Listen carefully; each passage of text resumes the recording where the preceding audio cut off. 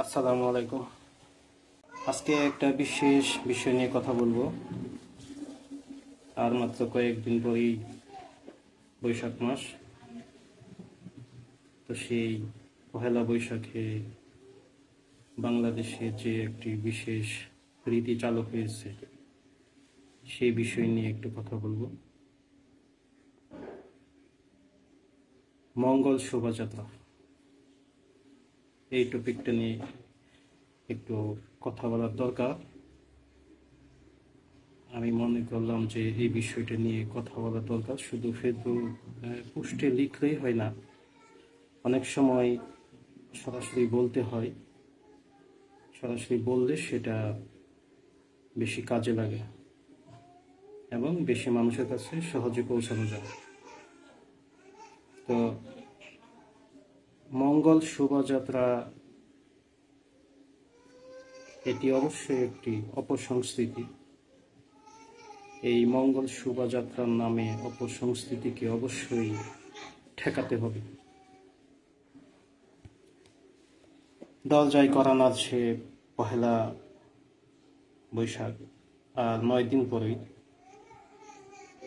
বাংলা নববর্ষ। প্রতি বছরের মতো এবারও পালন হবে। অন্য বছর এবং এই বছর একটু পার্থক্য থাকবে, বোঝা যায়, কিন্তু কতটুকু পার্থক্য থাকে সেটা দেখার বিষয়। যদিও সাংস্কৃতিকভাবে আমরা অনেক পিছিয়ে আছি, অপসংস্কৃতি আমাদের আষ্টেপৃষ্ঠে জড়িয়ে আছে। সরকার পরিবর্তন হলেও সংস্কৃতিকে খুব সহজেই পরিবর্তন করা যায় না, এটার জন্য অনেক সময় লাগে। তো প্রত্যেক বাংলা বছরের প্রথম তারিখ বর্ষবরণ উৎসবে বেশ গোটা করেই শুরু হয় মঙ্গল শোভাযাত্রা নামক একটি অশুভ প্রতিযোগিতা, একটি অশুভ যাত্রা। যেই মঙ্গল শোভাযাত্রায় আমরা দেখি বিশাল আকৃতির দানব, সরীসৃপ, হাতি, ঘোড়া, বাঘ, ভাল্লুক, লক্ষ্মী পেঁচা, হুতুম পেঁচার মুখোশ, মানুষের মুখোশ সহ নারীর অঙ্গ প্রত্যঙ্গ, অঙ্গ প্রতিকৃতির নানা অশ্লীল ও নগ্নতাপূর্ণ প্রদর্শনী। আয়োজক ও উদযাপনকারীদের বিশ্বাস, দেশের কলা বিজ্ঞানীদের হাতে বানানো এসব বাঘ, ভাল্লুক, দানব, হাতি, ঘোড়া অমঙ্গলকে তাড়িয়ে মঙ্গল বয়ে আনবে, নাউজুবিল্লাহ।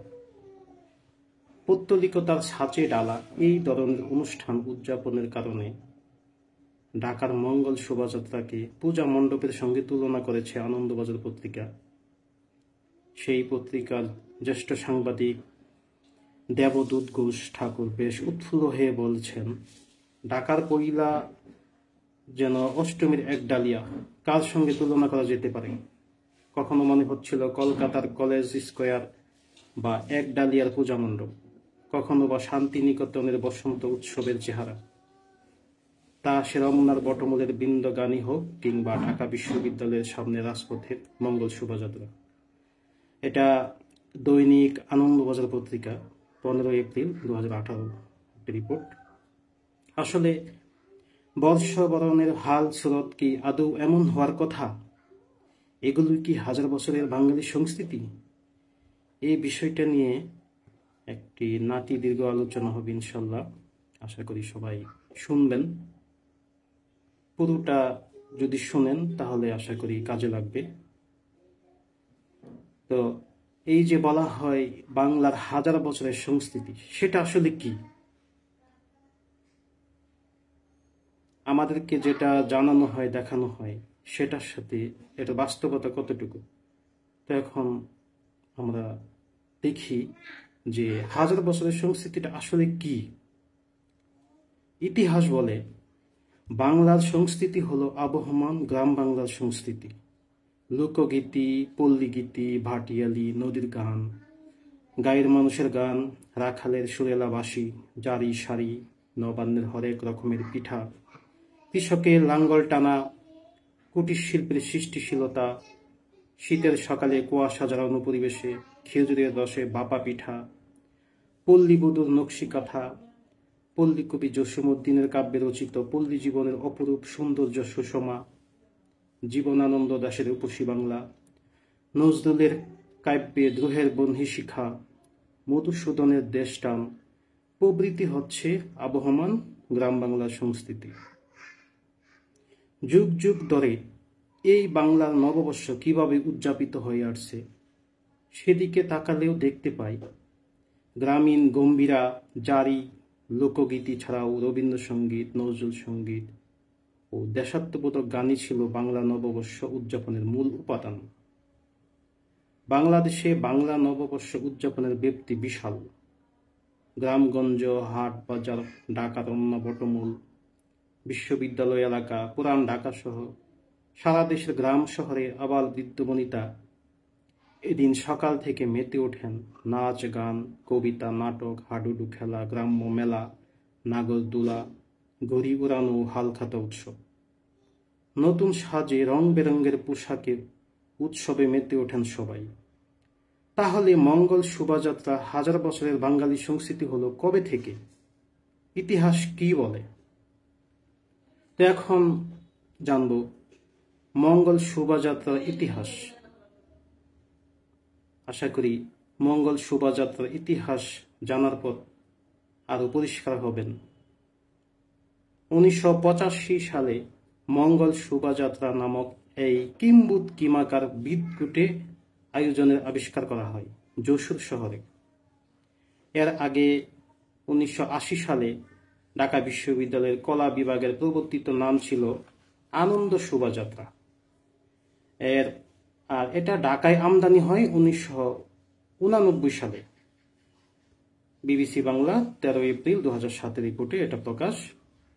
আর একটু ব্যঙ্গে বললে 80-র দশকে স্বৈরাচারী শাসনের বিরুদ্ধে সাধারণ মানুষের ঐক্য এবং একই সঙ্গে শান্তির বিজয় ও অপশক্তির অবসান কামনায় ঢাকা বিশ্ববিদ্যালয়ের চারুকলা ইনস্টিটিউটের কিছু ছাত্রের উদ্যোগে 1989 সালে প্রথম মঙ্গল শোভাযাত্রার প্রবর্তন হয়, যার অন্যতম সংগঠক ছিলেন শিল্পী তরুণ ঘোষ। তিনি পশ্চিম বাংলার বরোদায় আর্ট ইনস্টিটিউটের ছাত্র ছিলেন। বরোদায় যেভাবে নতুন বছরকে বরণ করার জন্য নানা ফুক, মোটিভ, মুখোশ ও খেলনার আয়োজন করা হয়, সেই কনসেপ্ট আমদানি করে তরুণ ঘোষ সেবার কিছু মুখোশ আর জীবজন্তুর প্রতীক ব্যবহার করেন সেইবার। পরে এটাকে আরো হিন্দুয়ানি করে নাম দেওয়া হয় মঙ্গল শোভাযাত্রা। এখন সেখানে হিন্দুদের প্রায় সব দেবদেবী, গণেশের বিভিন্ন প্রতিমা, রাক্ষস, খুবকস, অসুর, আবার মানুষের মুখোশ সহ নারীর অঙ্গ প্রতিকৃতির নানা অশ্লীল ও নগ্নতাপূর্ণ প্রদর্শনীও বহন করা হয়। অর্থাৎ 1985 সালে যশোরে শুরু হওয়া সংস্কৃতিকে হাজার বছরের বাঙালি সংস্কৃতি বলে এখন জাতিকে গেলানো হচ্ছে। এই মঙ্গল শোভাযাত্রা কি করে আবহমান কালের ঐতিহ্য হয়? আমার দর্শক শ্রোতা যারা শুনছেন, আপনাদের কাছে প্রশ্ন যে 1985 সালে শুরু হওয়া একটি সংস্কৃতি অপসংস্কৃতিকে হাজার বছরের সংস্কৃতি বলে জাতিকে যে গেলানো হয়েছে, এখনো হচ্ছে, এটা কিভাবে গ্রাম বাংলার ঐতিহ্য হয়? আসলে শিয়াল, কুকুর আর ভূত পেত্নির মুখোশকে হাজার বছরের বাঙালি সংস্কৃতির নাম দেওয়াটা অকাট মূর্খতা এবং ইতিহাস বিকৃতির নামান্তর। এই কথাগুলো আগে বলতে পারতাম না। আগে সরকারের আমলে এই কথাগুলো জানতাম, কিন্তু মুখ বুজে সহ্য করেছি, বলতে পারতাম না। এখন বলতে পারি এই কথাগুলো, এখন মানুষকে জানাতে পারছি। এটা আমার দায়িত্ববোধ থেকে আমি এগুলো বলছি। এগুলো বলতে হবে, মানুষকে জানতে হবে। কোনো একটা জিনিস হঠাৎ করে আসলো এবং সেটা আমরা গ্রহণ করব এরকম না, সবকিছুর ইতিহাস জানতে হবে। তারপর এখন আলোচনায় আসি, বাংলা নববর্ষ উদযাপনের সূচনাটা কবে? এই যে বলা হয় যে বাংলা নববর্ষ বাংলার হাজার বছরের ঐতিহ্য, এগুলো ভুয়া কথা। আসল ইতিহাসটা শুনুন। বাংলা নববর্ষ উদযাপনের সূচনা হয় মূলত মুঘল সম্রাট আকবরের সময় থেকে। আকবর তার সভা জ্যোতিষী আমির ফতেহ উল্লাহ সিরাজের পরামর্শে হিজরি 963 সনকে বাংলা 963 সন ধরে বাংলা সন গণনার নির্দেশ দেন। ইরানের নববর্ষ উদযাপনের অনুষ্ঠান নওরোজের আদলে বাংলা নববর্ষ উদযাপনের সূচনাও করেন তিনি। তার আনুকূল্যে ও পৃষ্ঠপোষকতায় জাঁকজমকপূর্ণ অনুষ্ঠানের মাধ্যমে বাংলা নববর্ষ উদযাপিত হতো। নওরোজ অনুষ্ঠানের অন্যতম প্রধান অনুষঙ্গ মিনা বাজার, আর এই মিনা বাজারের আদলে বাংলা নববর্ষ উৎসবে যোগ হয়েছে বৈশাখী মেলা। প্রকৃতপক্ষে বাংলা নববর্ষ উৎসবের মূলে আছে মুসলিম ঐতিহ্য।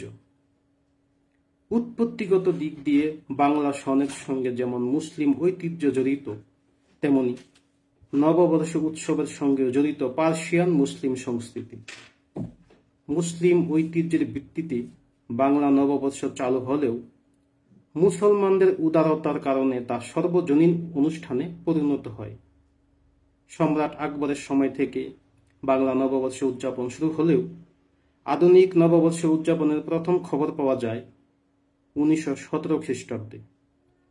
1966 খ্রিস্টাব্দের আগে ঘটা করে পহেলা বৈশাখ উদযাপনের রীতি তেমন একটা জনপ্রিয়তা পায়নি। পরবর্তীতে 1961 সালে ছায়ানট প্রতিষ্ঠিত হওয়ার পর 1966 সাল থেকে এই সংস্থা রমনার বটমূলে বাংলা নববর্ষ উদযাপন শুরু করে। বাংলাদেশে সাঁওতাল, চাকমা, মারমা, উরাও, গারো, মৌ, মোরাং, হাজং প্রভৃতি ক্ষুদ্র ক্ষুদ্র নৃগোষ্ঠীর মানুষ তাদের নিজস্ব কৃষ্টি ও সংস্কৃতি অনুসারে নববর্ষ পালন করে। এখন বাঙালি সংস্কৃতির নামে চর্চিত হচ্ছে যত সব উলঙ্গ পাশবিকতা, আর সেই পশুসুলভ আয়োজনকেই চালিয়ে দেওয়া হচ্ছে সংস্কৃতি বলে। এবার আসি এই পহেলা বৈশাখ উপলক্ষে যে অনুষ্ঠানটা পালন করা হয়, এটা আসলে সর্বজনীন নয়, এটা হলো হিন্দু জনীন উৎসব। এর ব্যাখ্যায় এটা বলবো যে হিন্দুত্ববাদী সংস্কৃতির আদলে গড়ে ওঠা সংস্কৃতিকে তারা বলছে পহেলা বৈশাখ একটি সর্বজনীন বাঙালি উৎসব। ওই দিনের সর্বজনীন উৎসবের মধ্যে রয়েছে হিন্দুদের ঘট পূজা, গণেশ পূজা, সিদ্ধেশ্বরী পূজা, হিন্দুদের গৌর মেলা, হিন্দুদের চৈত্র সংক্রান্তি পূজা অর্চনা, হিন্দুদের চরক বা নীল পূজা বা শিবের উপাসনা ও সংশ্লিষ্ট মেলা, গম্ভীরা পূজা, কুমিরের পূজা, অগ্নি নৃত্য, ত্রিপুরাদের বৈশাখ, মারমাদের সাংগ্রাই ও পানি উৎসব, চাকমাদের বিজু উৎসব, ত্রিপুরা, মারমা ও চাকমাদের পূজা উৎসবগুলোর সম্মিলিত নাম বৈশাখী। হিন্দু ও বুদ্ধদের উল্কি পূজা, মজুসী তথা অগ্নি পূজকদের নৌরোজ, হিন্দুদের বৌমেলা, মঙ্গল যাত্রা ও সূর্য পূজা। একটু ভাবুন, সূর্য পূজারীদের সঙ্গে সময়ের সামঞ্জস্য হয়ে যাবে বলে 3 সময় নামাজ পড়া ইসলামে হারাম, আর কাফেরদের পূজাকে এখন বানানো হচ্ছে সর্বজনীন। বাঙালি বনাম মুসলমান, এটা একটা বিতর্কিত বিষয়। এই বিষয়ের ব্যাখ্যাই বলবো।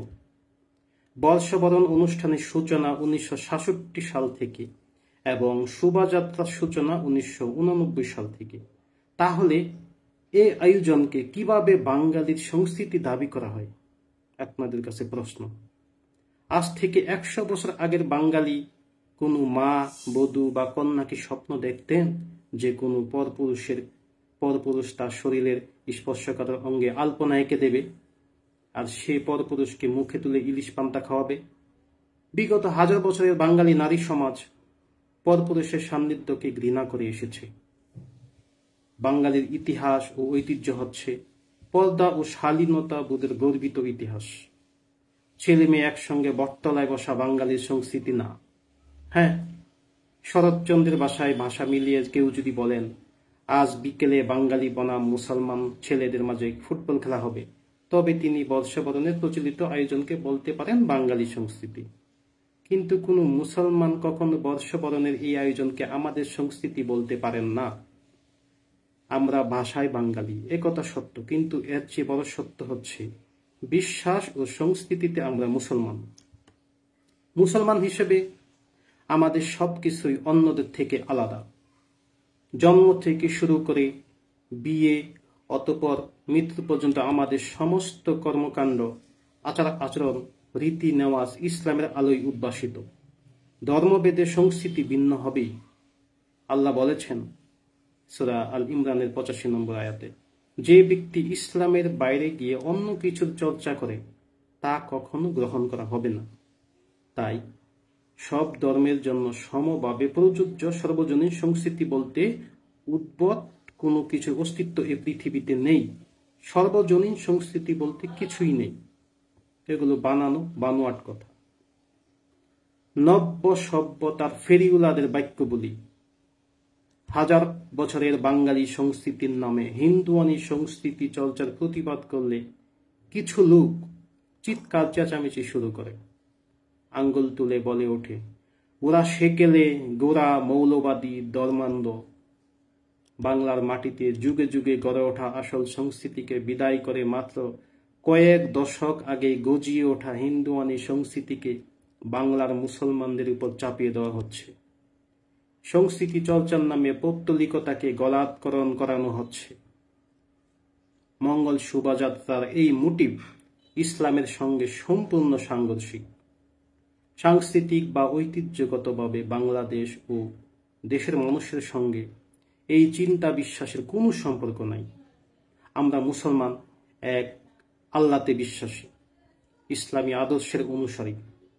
এরপরও কিভাবে ধুতি পরে মাথায় সিঁদুর মেখে বাঙালিপনার চর্চা করি? হিন্দু রসে সিঞ্চিত এ বাঙালিত্বে লীন হয়ে যাচ্ছে আমাদের মুসলমানিত্ব। এই কথা আমরা ভেবে দেখেছি? সময়টা মুসলমানদের জন্য বড় দুর্দিনের। সঠিক আকিদা, বিশ্বাস, সভ্যতা ও সংস্কৃতি, জীবন ও অস্তিত্ব সবকিছুই এখন বিলীন হওয়ার পথে। দিন দিন অন্ধকারে হারিয়ে যাচ্ছি আমরা। আশা করি এই সত্যটা যদি আগে কেউ না জেনে থাকেন, আজকে জানছেন, এবং জানার পর অবশ্যই নিজেকে পরিবর্তন করবেন। এটাই আমার সার্থকতা। ধন্যবাদ সবাইকে। আসসালামু আলাইকুম।